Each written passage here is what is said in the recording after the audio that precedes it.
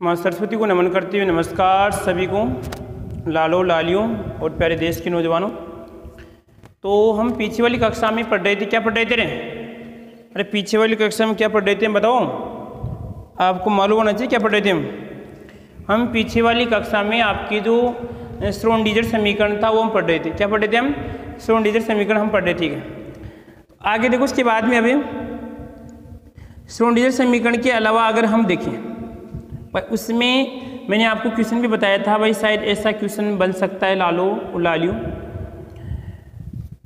उससे पहले एक छोटी सी समस्या है नौजवानों की। कुछ नौजवान ऐसे बोल रहे हैं, कल एक मेरे पास मैसेज आया था, ठीक है, तो वैसे बोल रहे हैं कि सर मेरे पास मैंने एग्रीकल्चर केमिस्ट्री पढ़ी है।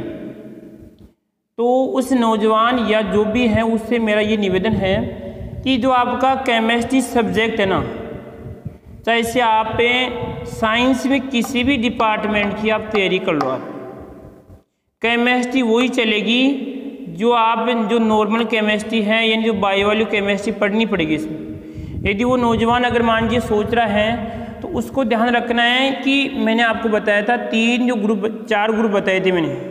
इससे ACB का बताया था, PCM का बताया था, PCB का कुछ बताया था। इसमें इन सभी में केमिस्ट्री कॉमन है और केमिस्ट्री वहाँ पर सभी में वही आएगी जो बायो वाली केमिस्ट्री प्लस एग्रीकल्चर दोनों आएगी। इसमें 10 नंबर की आपकी एग्रीकल्चर केमिस्ट्री आएगी, ठीक है, और लगभग 30 नंबर की आपकी क्या आती है, स्पेशल केमिस्ट्री आती है।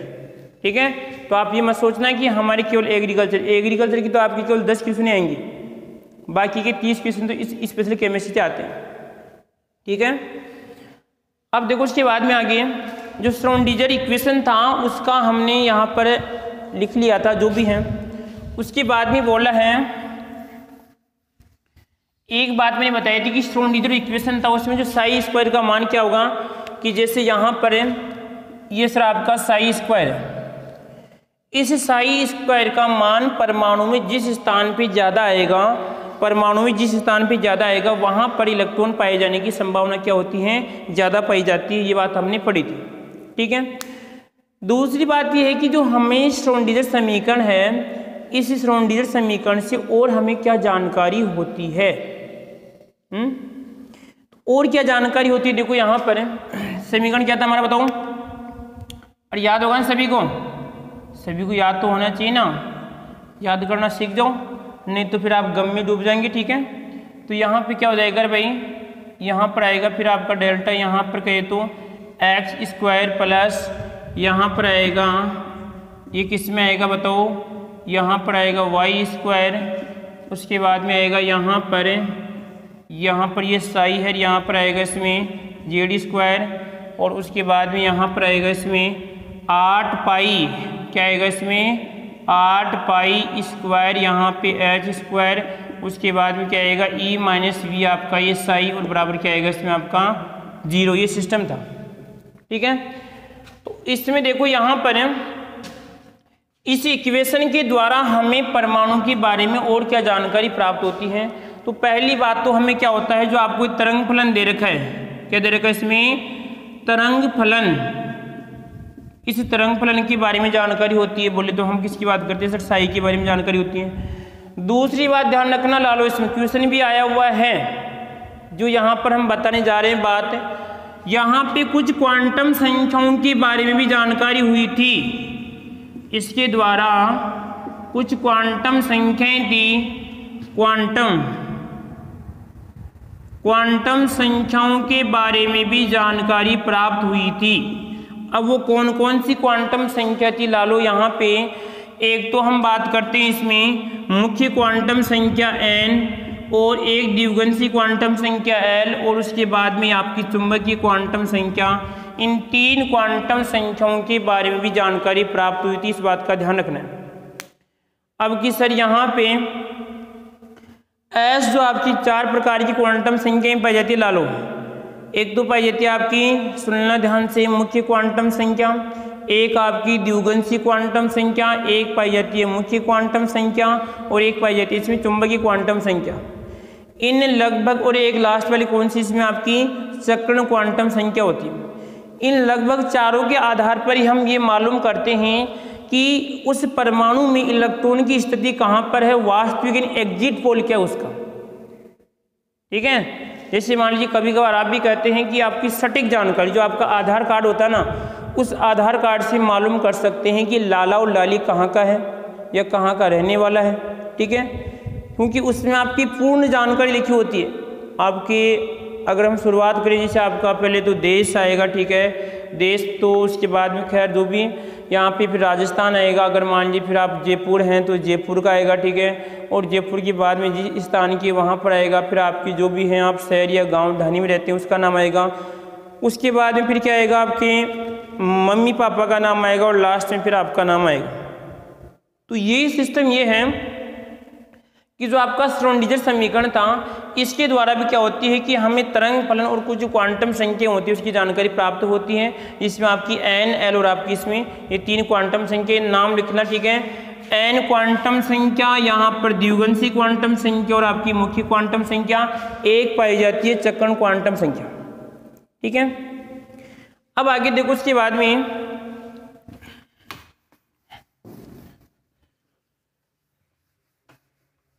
और ये क्या हो रहा है, क्या बज रहा है, कुछ आ तो नहीं कह रहे, वो कहते हैं वो भूत आ गया, रे भूत आ गया।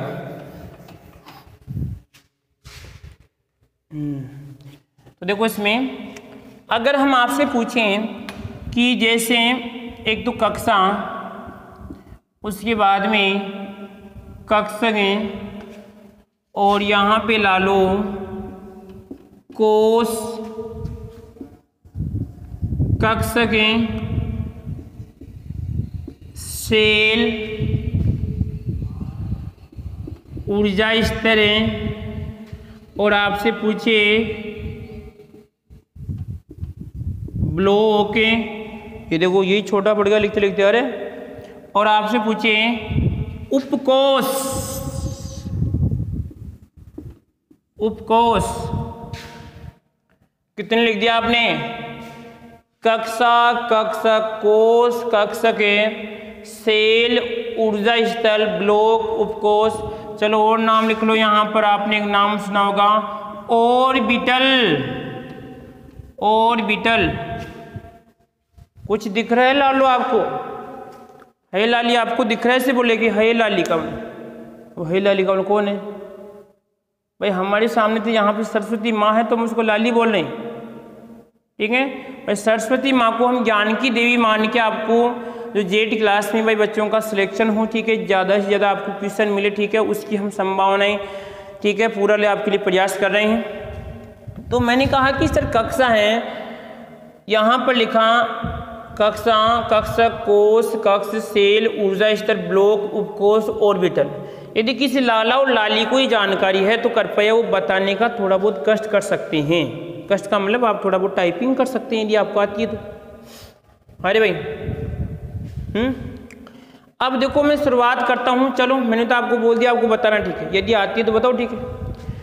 उसके बाद में कि सर आपने बताया कि लगभग 4 प्रकार की क्वांटम संख्याएं, पहली क्वांटम संख्या कौन सी, हरे लालो कहाँ पे गए वो, ये थोड़ा दखन गिर चुका है, थोड़ा बहुत गिर चुका है, ठीक है। तो यहाँ पर आएगा पहली कौन सी आएगी, इसमें मुख्य क्वांटम संख्या कौन सी आएगी, मुख्य क्वांटम संख्या। उसके बाद में आएगी लालो यहाँ पे द्विगुणसी क्वांटम संख्या। लालो क्वेश्चन उठा हुआ है, ध्यान रखना, मेरे को नहीं मालूम क्या भाई, अपना काम बनता भाड़ में जाए जनता। तो यहाँ पे देखिए कि आपको याद रखना है कहाँ पे क्वेश्चन है, सीधी सी बात है, यह आपको ध्यान रखना है। मुख्य क्वांटम संख्या, द्विगुणसी क्वांटम संख्या, उसके बाद में रहेगी आपकी चुंबकीय, चुंबकीय क्वांटम संख्या, और उसके बाद में लास्ट में आएगी आपकी चक्रण क्वांटम संख्या। कौन सी आएगी, चक्रण क्वांटम संख्या। लगभग ये 4 क्वांटम संख्या। इसको सर हम किससे बता रहे हैं, इसको हम एन से बताते हैं, इसको बताते हैं सर आपकी जो द्विगुणसी क्वांटम संख्या एल से बताते हैं, इसको एम से बताते हैं, इसको एस से बताते हैं। कभी कभार क्या, कभी कभार इसको हम लिख सकते हैं एम एल लिख सकते हैं, इसको एम एल है तो यहाँ पे इसको एम एस लिख सकते हैं। कोई दिक्कत किसी बारे में? क्या क्या बताई मैंने? अरे हम आपको कहाँ पे लेके जा रहे हैं? हम आपको लालू वहाँ पे लेके जा रहे हैं कि भाई हमें उस इलेक्ट्रॉन की पहचान करनी है कि इलेक्ट्रॉन तो क्या है, कहाँ पे पाया जाता है। और उसके बाद में लालू और भी यदि मैं उदाहरण दूँ तो यहाँ पे देखिए वर्ग और यहाँ पे आपके आवर्त, ठीक है, और यहाँ पे वर्ग आ गया, आवर्त आ गया, उधर ही बनेगा, ठीक है। ये कक्षा तो खरीदी जा जाएगी, ठीक है। तो इंग्लिश वर्ड आ रहा है यहाँ पे, और उसके बाद में आपकी आवर्त सारणी, ये कुछ यहाँ पे बातें हैं। यदि किसी नौजवान को समस्या तो पूछ सकता है, नहीं बताने का काम तो हमारा है ही। अब देखो आओ लास्ट पे, यदि मैं आपसे पूछूं कि भाई कक्षा किसे कहते हैं? कक्षा आप जैसे आपके जीवन पे उतारना, कुछ बातों को उतारना सीखो जिससे कि आपका भी सफल हो जाए, आप जिसे सोच रहे हैं, जो आप लेना चाहते हैं आपको मिल जाए। मैंने कहा कि यहाँ पे कक्षा और कक्षक है, तो कक्षा तो मान लीजिए आप जिस कमरे की बात करें उसने आपको कक्षा बोल दिया। अब परंतु सर हम कक्षक किसे बोलें?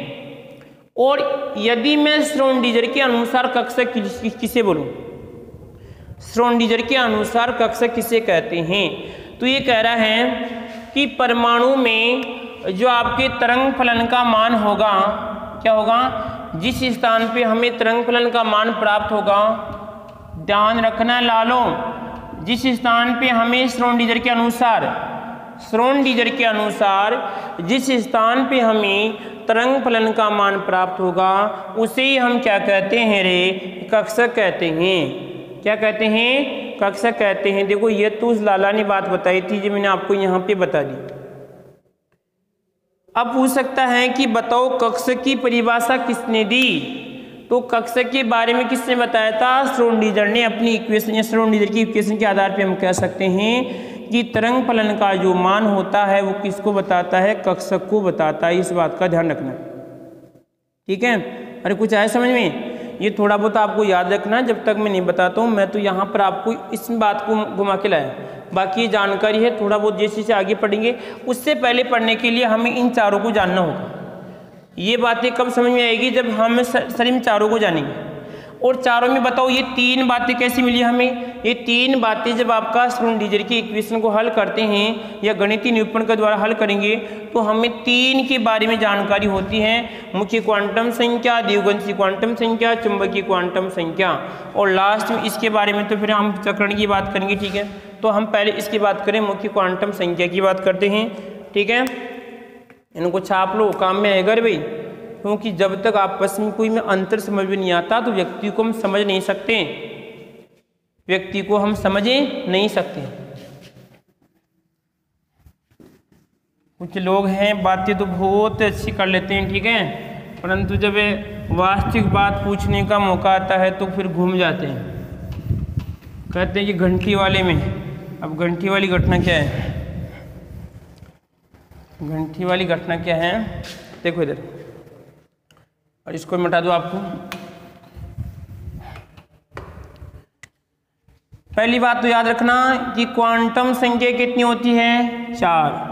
कितनी होती है क्वांटम संख्या? 4 होती हैं। अब चारों के आपको नाम देख के या तो ऐसे पूछता है कौन सी क्वांटम संख्या नहीं है और कौन सी क्वांटम संख्या, ऐसा आप क्वेश्चन बना सकते हैं। तो अब पहली क्वांटम संख्या की बात करते हैं तो कौन सी आएगी इसमें? मुख्य क्वांटम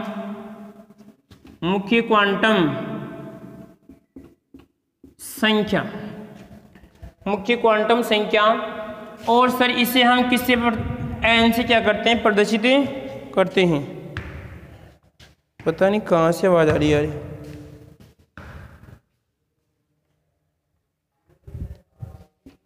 पता नहीं कहाँ से है, ठीक है, सोचो हम। अब देखो इसे, तो मुख्य क्वांटम संख्या के बारे में किसने बताया?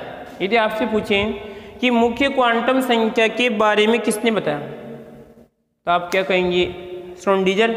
नहीं लालू, श्रोडिंगर के तो समीकरण से तो हमें क्वांटम संख्या प्राप्त होती है, ये श्रोडिंगर ने नहीं बताया था।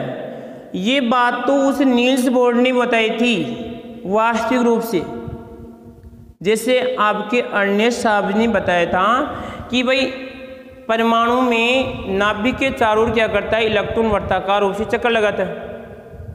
परंतु जब उससे बाद में पूछा गया कि भाई जब कोई निश्चित है ही नहीं, हाइजेनबर्ग के अनिश्चितता का सिद्धांत ये कहता है कि उसमें तो कोई निश्चित है ही नहीं इसमें, तो वास्तविक ये कहता है कि जो क्वांटम संख्या के बारे में जानकारी किसके द्वारा मिली, यहाँ पे नील्स बोर के द्वारा मिलती है। किसके द्वारा? नील्स बोर के द्वारा मिलती है। अब ये होती क्या है क्वांटम संख्या? ये क्वांटम संख्या लालू वो होती है कि आपकी स्कूल में कक्षा को बताती है, आपकी स्कूल में कक्षा को बताती है। यदि मैं पूरी स्कूल को परमाणु मान लेता हूँ, ठीक है, उसके बाद में क्या आएगा, तो यहाँ पर मैं प्रिंसिपल का जो आपका ऑफिस होता है, जो आपका प्रिंसिपल रूम होता है, उससे मैं क्या मान लिया, नाभिक मान लिया। तो उसके बाद में क्या होगा, देखो यहाँ पर मैंने कहा कि जो प्रिंसिपल है, प्रिंसिपल उसको क्या मान लिया मैंने, नाभिक मान लिया। और उसके बाद में फिर कौन सी आएगी, ये मान लीजिए आपकी छठी कक्षा है, या आपकी 7वीं कक्षा है, या 8वीं कक्षा है, ये 9वीं कक्षा है, ये इस प्रकार मान लीजिए 12वीं कक्षा है। समझे बात को इसमें? तो यहाँ पर भी यही है कि लालों जो आपको ये तो नाभिक है, और ये पहली कक्षा यानी बात करते हैं सर आपका n मुख्य क्वांटम संख्या पहली, तो यहाँ पे n का मान कितना होगा बताओ, 1 होगा पहली कक्षा। फिर कौन सी आएगी बताओ, दूसरी कक्षा आएगी। फिर कौन सी आएगी, तीसरी कक्षा आएगी। और फिर कौन सी आएगी, चौथी आएगी। और यहाँ पे लास्ट में कौन सी आएगी, 5वीं आएगी। ठीक है, देखो जरूरी नहीं है 5, हमें जो बात थोड़ा उल्टा हो गया क्या, 5 की बात करें इसमें, पहली कक्षा, दूसरी कक्षा, तीसरी और चौथी, और आपकी ये 5वीं कक्षा। अब यहां पे नील्स बोर ने इनका नाम क्या दिया, नील्स बोर ने इनका नाम क्या दिया। आप बोलेंगे कि सर अभी तो आप कितना 6, 7, 8 बता रहे थे। अरे वो तो मैं समझाने के लिए मैंने आपको बताया था लालो। यहाँ पर सिस्टम ये है कि यदि मैं प्रिंसिपल को नाभिक मानता हूँ, तो यहाँ पे 1, 2, 3, 4 जो आपकी कक्षाएं, पहली, दूसरी, तीसरी कक्षाएं इस प्रकार चलती हैं।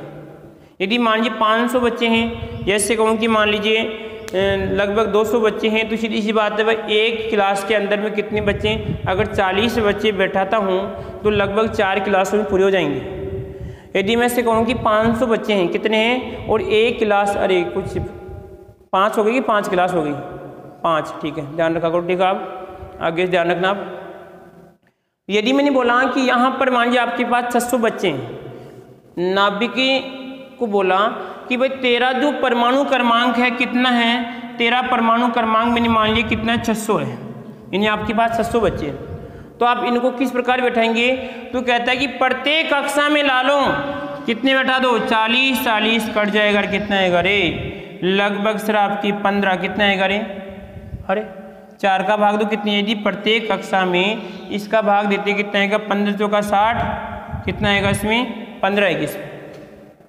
लगभग हमें 15 कक्षाएं बनानी पड़ेगी, परंतु सर हमारे पास तो जो आवर्त सारणी है, उस आवर्त सारणी में तो 118 ही हैं, तो हमें फिर इतने की आवश्यकता क्यों है, तो लल्लू हम इतना क्यों पढ़ेंगे, हम जितनी आवश्यकता उतनी पढ़ेंगे इसमें। परंतु फिर समस्या खड़ी होगी, क्या सर हम यदि हमारे पास 200 बच्चे हैं, तो क्या प्रत्येक में यदि हम 40-40 बच्चे बिठाते हैं, तो क्या इनका लेवल समान है क्या, कोई बच्चा कमज़ोर है, कोई थोड़ा बहुत बदमाश है, और कोई थोड़ा बहुत सहनशील है, कोई क्या है थोड़ा बहुत सहनशील है, तो क्या सभी को एक साथ बैठाएंगे, समस्या की तो होगी ना। लेवल चेक किया जाएगा उनका, फिर उनको बिठाया जाएगा। तो जो सबसे कम लेवल का आएगा उसको सबसे पास, अरे भाई क्लास को सबसे पास बैठाएंगे, जो सबसे कम लेवल का होगा उसको सबसे पास, उसके बाद में धीरे धीरे रे जो भी हो जाएगा आपका आगे सिस्टम चलता रहेगा। तो कुछ समझे यहाँ पर, इसका मतलब होगा जो मुख्य क्वांटम संख्या होती है वो यहाँ पर जो परमाणु के अंदर क्या होती हैं, जो निश्चित वर्ताकार जो कक्षाएं होती है उनको क्या करती है, निरूपित करती है, उनको बताती है। ठीक है, अरे कोई दिक्कत यहाँ किसी को इसमें। अब आगे देखो यहाँ पर थोड़ा बहुत और भी देखो, तो सर आपने कौन कौन सी क्वांटम संख्याएं बताई? सर यहाँ पे देखिए आप n बराबर 1 2 3 4 5 और 6 आ गए। मान लीजिए 6 तक हमारा काम हो जाएगा, हमारा काम हो जाएगा। तो यहाँ पे देखो 6 तक हो गया। तो देखो इसने पहली कक्षा का नाम क्या दिया? पहली कक्षा का नाम क्या दिया लालू? पहली कक्षा का नाम था K L M N O P। पहली का नहीं था, पहली का नाम K था, दूसरी का L था, तीसरी का M था, फिर N, फिर आपका O और यहाँ पर आपका P। जितनी आवश्यकता उतनी काम में ले लेंगे, परंतु शायद मेरे को लग रहा है कि काम शायद 6 या लगभग 7 तक भी हो जाता है, कभी कभार तो 7 तक भी आ जाते हैं, परंतु 118 क्योंकि 7 8 तक भी होता है। ठीक है, तो यहाँ पे वो कक्षाओं के नाम पूछ सकता है, घुमा के पूछ सकता है, जो हम आगे पढ़ेंगे। तो आपको याद रखना है, यदि 1 का मान यहाँ पे क्या होगा, n का मान यदि 2 होगा तो कितना आएगा रे? हो क्या रहा है, मेरे समझ में नहीं आ रहा है। कोई भूत है क्या कमरे में? कौन है रे यहाँ पर? ठीक है, तो यहाँ पे आएगा 2L आएगा, 3 का M और यहाँ पे 4 का N, 5 का O आएगा और 6 का क्या आएगा, इसमें P आएगा। यदि मान लीजिए आप इलेक्ट्रॉन को यहाँ पे भरना चाहते हैं, इलेक्ट्रॉन को यहाँ पे भरना चाहते हैं, तो बताओ उस कक्षा का नाम क्या होगा रे लालू? सर आपका N का मान कितना आएगा? 1 और 2 आएगा। तो 2 में देखो यहाँ पे क्या है बताओ? सर 2 में आपका यहाँ पे क्या आएगा, इसमें L आएगा। क्या आएगा इसमें? 2 में यहाँ पे क्या आएगा, इसमें L आएगा। अरे कोई दिक्कत यहाँ किसी को इसमें? तो कक्षाओं के नाम याद होने चाहिए। K L M N O जो आपकी कक्षाएं पाई जाती है, यहाँ पे ये जो मुख्य क्वांटम संख्या को N से क्या करते हैं, प्रदर्शित करते हैं, जो आपकी 1 2 3 4 पाई जाती है। अब ध्यान रखना इसमें, ये जो कक्षाएं पाई जाती हैं, इनमें ऊर्जा की बात करें, यदि ऊर्जा की बात करते हैं, ठीक है भाई, किसकी ऊर्जा अधिक होगी, किसकी कम होगी, ठीक है, तो थोड़ा बहुत आपको भी देखना पड़ेगा, आगे वाली कक्षा में बताऊंगा। ठीक है, पहले इससे पहले देखो यहाँ पर यदि कभी कभार क्या होता है कि सर जो आपकी नाभिक के पास वाली जो कक्षा है, नाभिक के पास वाली कक्षा है, इस नाभिक के पास वाली कक्षा पे नाभिक का प्रभाव ज़्यादा होता है। नाभिक का प्रभाव क्या होता है, ज़्यादा होता है। जिस प्रकार आपको याद रखना कि जो आपका परमाणु मॉडल है ना, वो किस पे आधारित है लालू? सौर मॉडल पे आधारित है। किस पे आधारित है? सौर मॉडल पे आधारित है। याद है क्या आपको? इसमें क्या दिक्कत है? सौर मॉडल का मतलब बीच में आपका सूर्य, बीच में आपका सूर्य, उसके बाद में आपके ग्रह पाई जाती है जो 8 पाई जाएंगे इसमें, जैसे बुध, शुक्र, पृथ्वी, मंगल, बृहस्पति, ठीक है, शनि जो भी है। तो इसी प्रकार यहाँ पे क्या होगा कि परमाणु का शरीर नाभिक है, नाभिक के जो पास में पहली वाली कक्षा होगी उस पर नाभिक का प्रभाव क्या होगा, ज़्यादा होगा। इसी प्रकार जो नाभिक की अंतिम कक्षा होगी, नाभिक से दूर जो अंतिम कक्षा होगी, उस अंतिम कक्षा पे नाभिक का प्रभाव क्या होगा, सबसे कम पाया जाता है।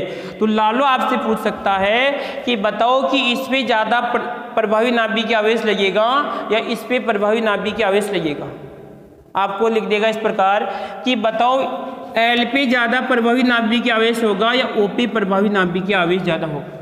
तो जो वस्तु या जो आपका इलेक्ट्रॉन जितना नाभिक से दूर जिस कक्षा में होगा, उसी के आधार पर क्या लगेगा, उस पर बताओ लालू, इसमें प्रभावी नाभिक की आवेश लगेगा। थोड़ा बहुत इसको छापना चाहो छाप लो अपनी भाषा में। टाइम देख रहा हूँ कितना हो चुका है, ठीक है, बिल्कुल साफ भी है और जैसा आप चाहते हैं वैसा आपको मिल भी रहा है। अगर चाहने से अगर किसी को कोई मिल जाती है या मिल जाता है, ठीक है, तो इसका मतलब क्या है लालू? जैसे मान लीजिए यहाँ पर आपको कोई वस्तु चाहने भी मिल जाए तो आप कितने फिर और रहते हैं, ठीक है। चलो आगे बढ़े। अब देखो थोड़ा बहुत और भी,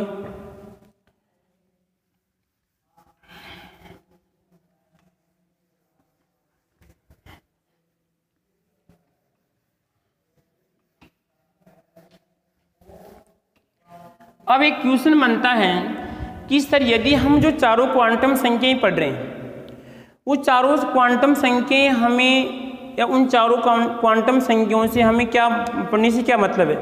तो इसका देखो अर्थ ये, यदि इन चारों क्वांटम संख्याओं से क्या होता है कि हमें जो इलेक्ट्रॉन है उस इलेक्ट्रॉन की हमें स्थिति मालूम होती है। क्या होती है भाई? कहाँ पर आपका परमाणु इलेक्ट्रॉन है, इसी प्रकार वो कौन से कक्षक में है और ये कक्षक का आकार क्या है, उस कक्षा का यहाँ पे क्या रहेगा बताओ, आकार क्या है, ठीक है। या हम कह सकते हैं उसका जो अभिविन्यास, कौन सी यहाँ पे स्थिति में यहाँ पर आएगा अभिविन्यास, यहाँ पर आएगा इसमें अभिविन्यास, या हम बात करें ऊर्जा। इसका मतलब ये हुआ कि सर हम कह सकते हैं उसका चक्रण की बात करते हैं, स्पाइन यहाँ पर आएगा इसमें चक्रण की बात करें। भाई इन लगभग चारों क्वांटम संख्याओं से हमें जो आपका परमाणु है उस परमाणु की बात करते हैं। परमाणु जो इलेक्ट्रॉन है उसकी हमें जैसे यहाँ पर स्थिति है, कक्षा कौन सा है, कक्षा का आकार कैसा है, अभिविन्यास क्या है, उसकी ऊर्जा क्या है, उसका चक्रण, उसकी क्या होती है जानकारी प्राप्त होती है। तो उन्हीं में से एक जो क्वांटम संख्या है, उस क्वांटम संख्या से हमें क्या जानकारी प्राप्त होती है। तो पहली बात तो ये होती है कि उसकी स्थिति कहाँ पर होगी, कौन सी। देखो यहाँ पर मैं कहूँ कि मान लीजिए ये नाभिक है और यहाँ पर आपकी कक्षाएं पाई जाती है, क्या है, कक्षाएं। तो कक्षाएं हैं तो यहाँ पर क्या हो जाएगा कि जैसे मान लीजिए सर यहाँ पर आपका इलेक्ट्रॉन आ गया, तो हमें पता है कि यहाँ पर परमाणु में इलेक्ट्रॉन कौन सी कक्षा में है। सर परमाणु में इलेक्ट्रॉन आपकी दूसरी कक्षा में, कौन सी में, दूसरी कक्षा में। तो हमें इस परमाणु की यहाँ पर जो परमाणु इलेक्ट्रॉन है उसकी स्थिति का हमें मालूम चल गया, ठीक है। अरे आया कुछ समझ में, ठीक है। अब देखो यहाँ पर, हाँ चलो फिर कल बढ़ाएंगे क्लास। अरे यार ला लो थोड़ा बहुत, कल बढ़ाएंगे, ठीक है। बाकी क्लास थोड़ा बहुत ध्यान रखो आप, थोड़ा बहुत पढ़ो आप, यहाँ तक याद रखना आप।